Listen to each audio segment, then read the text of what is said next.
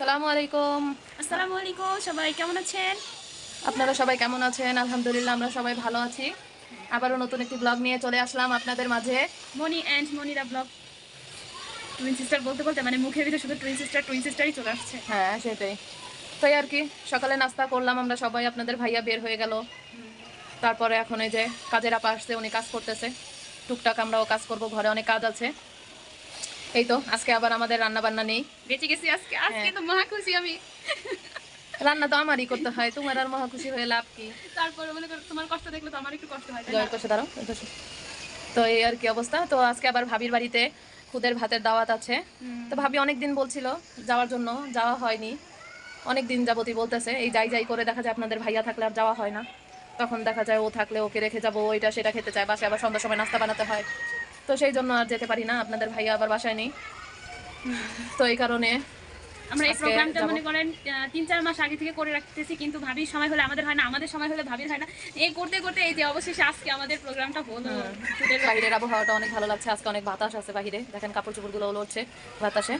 আজকে এত পরিমাণ বাতাস, আমি তো সকাল ভোরে বাহিরে গিয়ে আমি জমে গেছি। আজকে আবার সকালে ঘুম থেকে উঠেছিলাম দেরি করে। তো আজকে নাস্তাটা আবার হোটেল থেকে কিনে এনেছি। বোন গিয়েছিল, আমি আবার যাইনি। ও আবার ভেবেছে যে না তেমন ঠান্ডা হবে না, কিন্তু বাইরে যেয়ে দেখো অনেক ঠান্ডা। তো সেজন্য আমি আবার বললাম যে তাহলে তুমি শাল নিয়ে গেলে না কিসের জন্য? শাল নিলে তো আর এতটা শীত লাগতো না। ঘরের ভিতরে না মানে শীতটা বোঝাই যাচ্ছিল না। ঘুম থেকে উঠতে ভাবছি কি তেমন শীত হবে না, বাট ওইখানে বাহিরে গিয়ে তো আমি পুরো জমেই গেছি। আমি তো অবাক, হায় আল্লাহ। চলেন দেখি বাহিরের পরিবেশটা কেমন লাগছে। ঘরের অবস্থা অনেক এলোমেলো হয়ে আছে, বলার বাহিরে এত এলোমেলো। ঘরের অবস্থা অনেক খারাপ। এখন এগুলো সব পরিষ্কার করা হবে। ঘরের অবস্থা কি অবস্থা দেখেন, এই হচ্ছে ঘরের অবস্থা। বোন আবার এই সোফার টি টেবিলটাতে চা ফেলেছিল, সেই জন্য ওইটা আবার উঠিয়ে ধোয়া হয়েছে। সেটাই এখন পরিয়ে দিব কভারটা। কে জানে চায়ের দাগটা গেছে কিনা জানি না, কিন্তু চায়ের দাগ তো সহজে যায় না। তো এই হলো অবস্থা ঘরের। আজকে ঘরের ফার্নিচারগুলো পরিষ্কার করা হচ্ছে। আপা সব ঘরের ফার্নিচারগুলো মুছে এসেছে। এত ধুলা জমছে যে বলার বাহিরে, সেগুলো সব পরিষ্কার করছে। সবগুলো রুম শেষ। এখন ওয়াশিং মেশিনে কাপড় চোপড় দিব ধুতে। অনেক কাপড় চোপড় জমে গেছে, অন্যান্য কাজও ছিল, সেই জন্য আর কি হয়নি। এখন দেখা যায় আপাকে দিয়ে ফার্নিচার পরিষ্কার করাচ্ছি, সেই জন্য আর আজকে কাপড় ধোয়াইনি, ওয়াশিংয়ে দিয়ে দিব। এই তো ডিটারজেন্ট পাউডার দিয়ে দিলাম।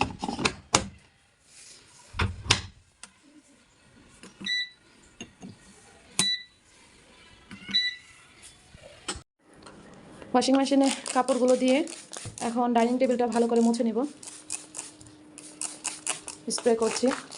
মাছির যন্ত্রণায় আর থাকা যাচ্ছে না, এত বিরক্ত লাগে মাছির জন্য। এখন কী যে করবো, মনে হচ্ছে কি বাড়ি ঘরে শুধু মাছিই থাকবে।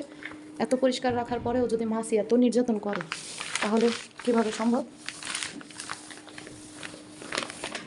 এটা কি মানুষের বাড়ি না মাছির বাড়ি, আমি এটাই বুঝলাম না।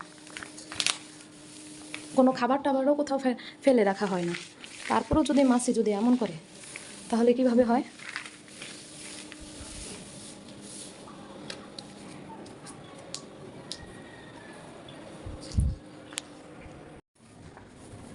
এত ময়লা হয়, সব কিছু পরিষ্কার রাখার পরেও প্রচণ্ড ধুলা ময়লা হতেই থাকে।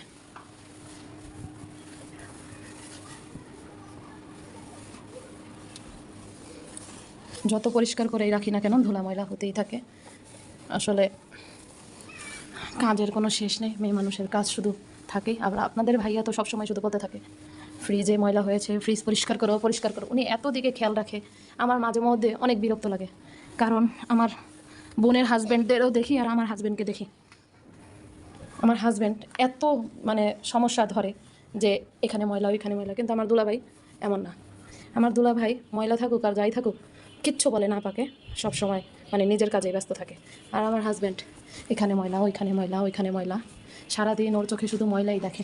মাঝে মধ্যে আমি বলি তুমি তো মেয়ে মানুষের চাইতেও খারাপ। মেয়ে মানুষরা না হলে দেখা যায় এখানে সেখানে ময়লা দেখে সারাক্ষণ শুধু কাজ করে, আর তুমি শুধু ময়লা দেখতেই থাকো। হয়তো ফ্রিজটা আমার পরিষ্কার করা হয়ে গেল।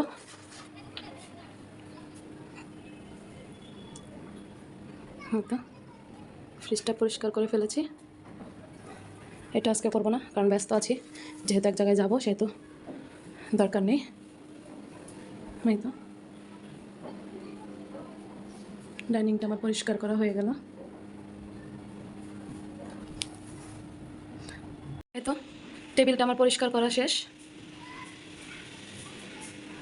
স্প্রে করলাম, টেবিলটা পরিষ্কার করা হয়ে গেছে।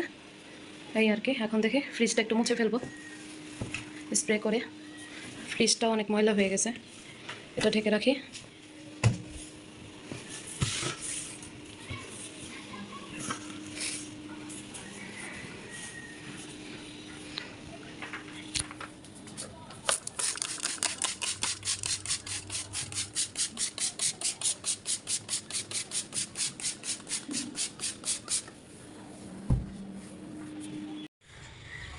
ছোটো মেয়েটা আবার ঘুমাচ্ছে, আমার বেডরুমটা পরিষ্কার করে ফেললাম।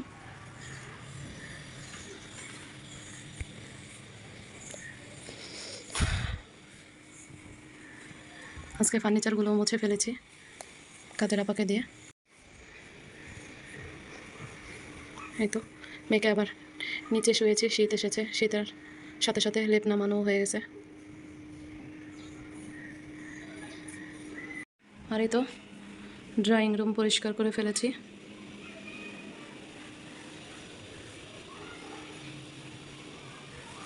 ড্রয়িং রুমটা পরিষ্কার করা হয়ে গেছে।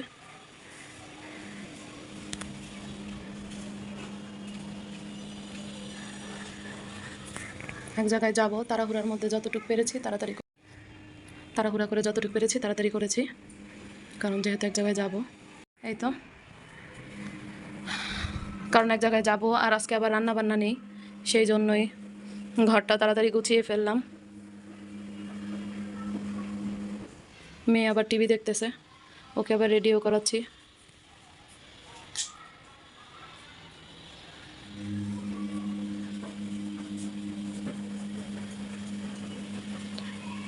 ক্যাবিনেটে 2-3 দিন পর পর এত ময়লা হয় যে বলার বাহিরে, এত ময়লা। আর এই হচ্ছে আপনাদের ভাইয়ার রুমের অবস্থা। ওনার ঘর তো সব সময় মানে অন্ধকার, অন্ধকারে থাকাটাই পছন্দ করে, কি আর বলবো, এই আর কি অবস্থা। এই হচ্ছে গেস্ট রুমের অবস্থা। বোন পরিষ্কার করেছে, এখন লেপের কভারটা লাগাবো। এখন এই জন্য দুজনে আসি, লেপের কভারটা লাগাবো। ঠিক আছে, তাহলে লেপের কভারটা লাগিয়ে নিই, তারপরে আবার দেখা হচ্ছে। এই তো লেপের কভারটা পরানো হয়ে গেল।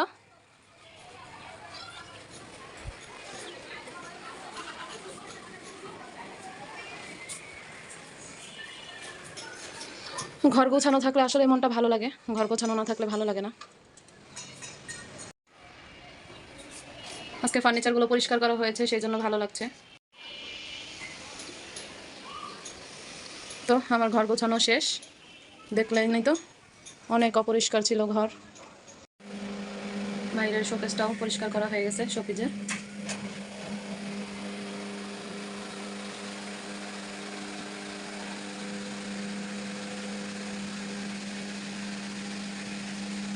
এটাও আজকে কাজটাও পরিষ্কার করে নিয়েছি কাজের আপাকে দিয়ে ভালো করে।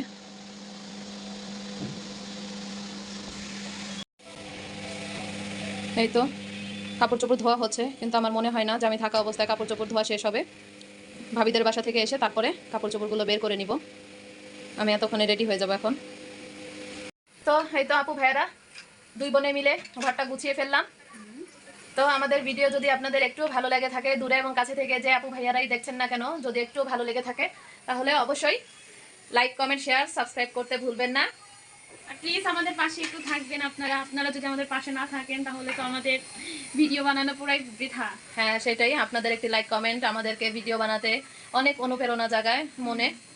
তো আসলে বাচ্চাকে নিয়ে অনেক কষ্ট হয়, বোনও অনেক কষ্ট করে, আমি অনেক কষ্ট করি, আসলে সেইভাবে ভিউ হয় না, তখন মাঝে মধ্যে মনটা অনেক খারাপ হয়ে যায় ভিউ না দেখে।